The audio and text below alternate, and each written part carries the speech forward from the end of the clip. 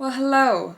Happy 2023, as fake as that sounds. I hope you are having a wonderful start to your new year, and I hope you're reading a bunch of wonderful books. 2022 was a roller coaster of a year for me, definitely a lot of highs and lows, but a lot of highs and lows with reading too. So I decided to make my best and worst books of the year video combined into one, and instead of like the regular numbered set that I think people do, like ranking best to worst in order or something, I've decided to take Paris Hilton's approach of hot or not.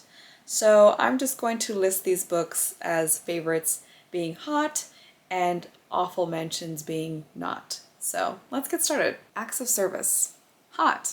Weirdly visceral and fascinating, this is about Eve, a queer woman in New York who has the perfect balance in her life. She's a privileged barista, she's in a beautiful relationship with a woman, and she really doesn't need to make money. However, that's not enough mayhem in her life, so she has to sprinkle in a little bit of chaos. She decides to enter a relationship with this couple who, for lack of a better word, is odd. She becomes utterly infatuated with these people, unable to tear herself from the relationship no matter how disturbing and tangled it becomes. This is fantastic. Just a true white woman moment. A super privileged girl who's living in New York on a barista salary for some reason, also in a beautiful relationship with a woman who's like in the healthcare system. Like, she has no problems, but she has to have problems. You know what I mean? And throughout the book, you wonder, is she doing this because she's vain? Is she doing this because she's lonely? Is she not really sure if she's deserving of her life? And then you realize she's just doing it because she can. She doesn't need a reason to do anything. And you see that from her character the minute you meet her. Eve isn't likable. She makes rash decisions. She cares too much about what other people say about her. And she's very self-destructive. And yet I can't help but sympathize with her. I think she's made me think about so much, including womanhood and aging, kinks and morality, just the perception of being a woman in New York, I think was something that was mentioned a little bit, and I really enjoyed her perspective. As unlikable and difficult as she is, she has a lot to say about how women are perceived and treated throughout their lives in society. The way she talks about aging and queerness specifically, especially in the eyes of her father, who's super difficult and just doesn't get queerness, I think that was well read, actually. Listen, I'm not saying she's right, but she's loud and I'm listening. I definitely recommend this book. There is a lot of trigger warnings, so please be aware of those before you get into it. But yes, absolutely recommend. Definite page turner for sure. What I talk about when I talk about running by Haruki Murakami. Not controversial, but I think I've read enough Murakami now where I can say his fiction and his nonfiction, pretty much his whole literary career, is not for me. I read Norwegian Wood. I read Kafka on the Shore. I read Men Without Women.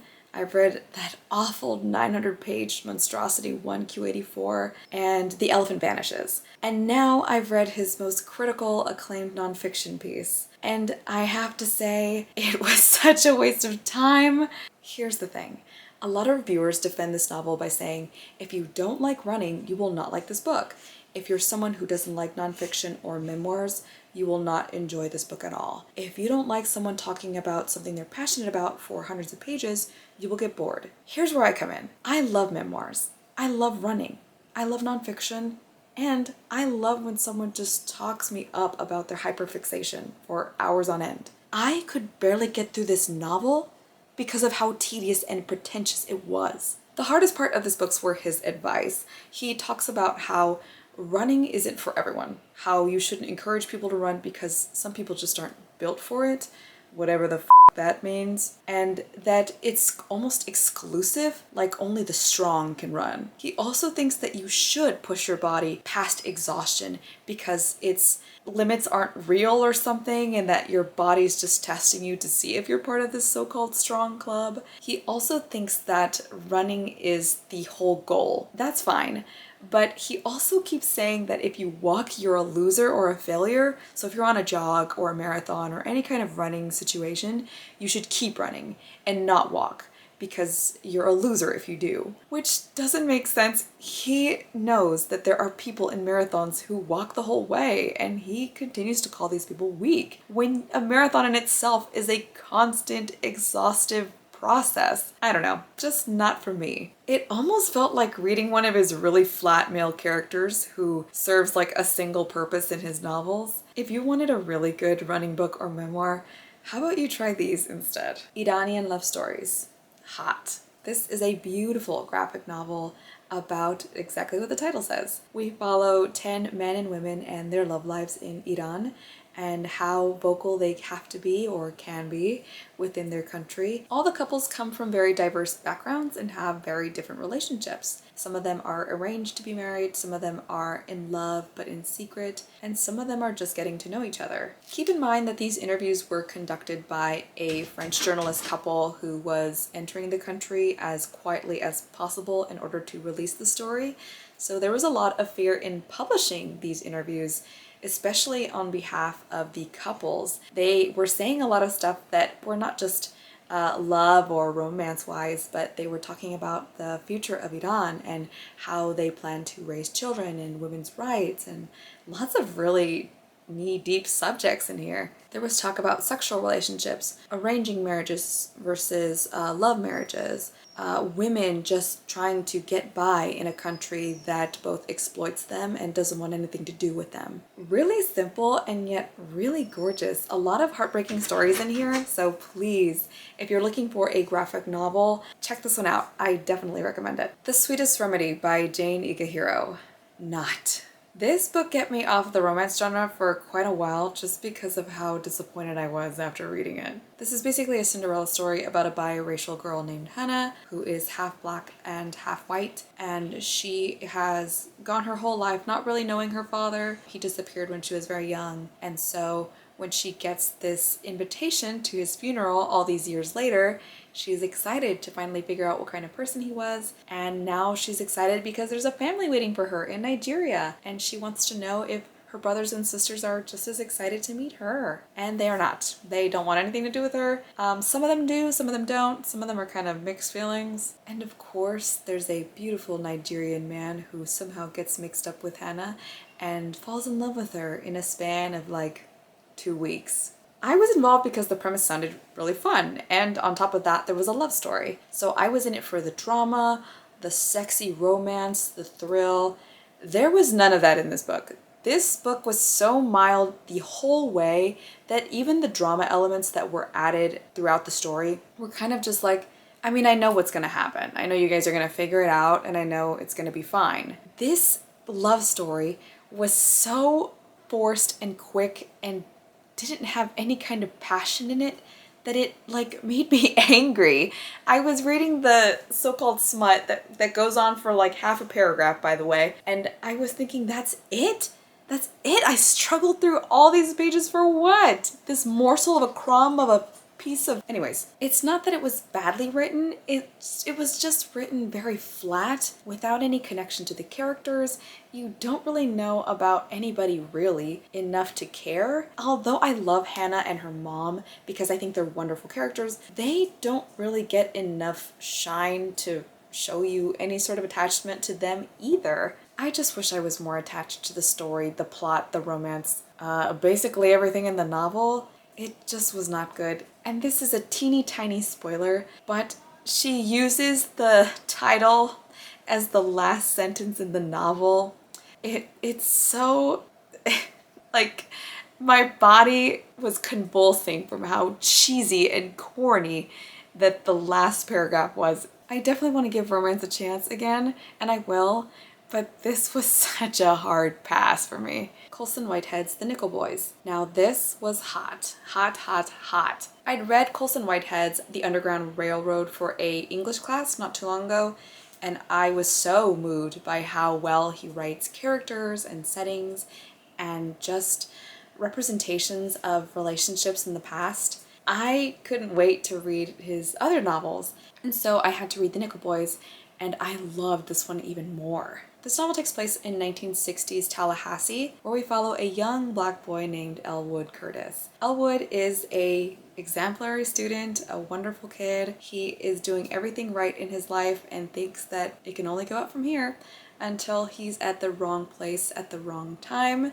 and ends up getting sent to a juvenile correctional facility known as the Nickle Academy. Elwood soon realizes that the facility is not meant to teach boys manners or even educate them at all. It is a prison where they overwork these boys, abuse them, and yes, even kill them in order to just get rid of them. Elwood finds solace in a fellow rule breaker of sorts named Turner, whose outlook on life is a lot darker and more cynical than Elwood's. And yet the boys strike an unlikely friendship anyway. The two boys begin to trust and depend on one another in one of the darkest places imaginable. This was phenomenal. The writing, the dialogue, the relationship between these two boys. Colson Whitehead really knows how to write not just one main character or two main characters, but a community of people that you care for. In so many novels I've read, I take interest in side characters because I want to see why they were put there. In this novel, there's not one side character who wasn't put there for a reason. We get to see vignettes of the other boys in the prison, and it's so physically and emotionally draining to read their stories and see how much they're struggling because they don't have proper healthcare in the facility at all. They don't have enough food, really. They don't have any families to visit them. And so you're just constantly reading about how they're struggling and how they just are trying to get by, and they're young. Some of these boys are 10, 11, 12 years old. The jail is also segregated, so there are black and white cells, but there's this one character named Jaime who's a Mexican boy who is tossed back and forth through the prison because he's darker in the summer and paler in the winter. And his story in particular, I loved and I adored because it was just such a beautiful phrasing on so many things, on racism, on colorism. It's just fantastic. It's amazing. And he was a side character. He was a side character. I think that if you've never read Whitehead before, or if you're looking for a novel that will just really make you think about the penitentiary system, about colorism, racism, you need to read The Nickle Boys. Absolutely. The Gods Lie Not. This was advertised as a bittersweet story between middle schoolers and a big dark secret, and I normally don't read these kinds of genres just because that particular age range is so far from me that I can't relate, nor am I interested in their subject matters, but I thought it's a one-shot manga, it can't be that bad, and it was. It was that bad. It was worse. Let's talk about the plot. We follow Natsuru, a 6th grade boy who is dealing with otherness because he's living with his mom and he didn't really get to know his dad, and so he's kind of feeling this loneliness and outcast situation. And then he meets and sort of falls for this girl named Rio, who's kind of an odd girl. She's also outcasted and she seems to be very poor. And so the two strike an unlikely friendship and spend the summer together. While they spend time together, Natsuru realizes that Rio is more than just different from other girls. Rio has to constantly take care of her younger brother. She lives in a home that's barely classifiable as a home. It's very dingy, old, cramped. She barely has enough food to provide for herself and her brother, and the parent situation is a little weird. Further on in the novel, you understand the big juicy secret that they drop, and it's not really a huge secret. You kind of assumed it within the first 30 pages of the book. The plot was fine. If anything, too on the nose. I think we see a lot of outcast girl falls for outcast boy all the time in romance manga. What bothered me was just like the sheer amount of fucked up content in the novel. It was just like back to back, huh? What? For example, Natsuru gropes his mom's breast as a comfort thing because I can't even give you a reason. It doesn't really say. And his mom just shrugs it off and she laughs it off like, oh, he's just being a kid. That's not kid behavior. And when I saw reviews defending this novel, it was kind of just played off as Japanese humor lost in translation, which, like, no. I don't care how funny you think incest is, it's not a pass. Also, there's a particularly large shot of putting a child's body on display, which was graphic. Not necessary at all. There was no reason to put that there. and it really ruined the book for me. The story itself was already mediocre, and to know that it was kind of just being dragged on and to see these two really weird elements of the manga come up were kind of just like, I mean, I don't really want to continue this. I don't recommend this for anyone. I think that it's very mediocre. There was nothing special about it, so not. It's time for the best and hottest book of the year that I read in 2022. I'm someone who doesn't DNF very often, which is an absolute character flaw. I don't think it's anything to be proud about. I will struggle through an awful novel just because I think it might get better at the end, and I also want to finish it. And that's not what I recommend for anybody. However, the best book I read I could not put down, and that is Naamah by Sarah Blake. I already did a wrap-up of this book in my July wrap-up, if you want to take a quick look at that. This is basically about Noah's wife, Naamah, a woman who is so beautifully dignified. It takes place during the flood and the flashbacks in her head before the flood and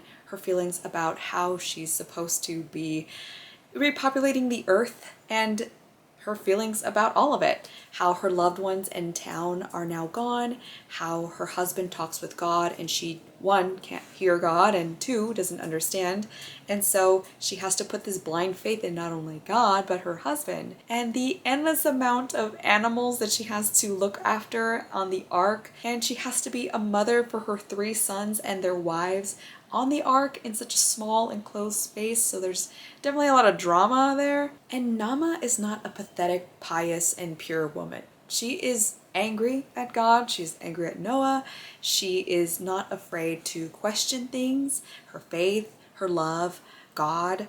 She is a person who enjoys sex and queer sex. She is a fully realized character, a sexual being. The divine feminine is well within her range. She even gets into this crazy relationship with an angel or divine creature, and that part is just one of the stellar small sections of the novel. Naamah is this extremely authentic and motherly character who is not just questioning everybody else, but herself, her past, and is the future so worth the damage God has done? She is absolutely going through it throughout the novel.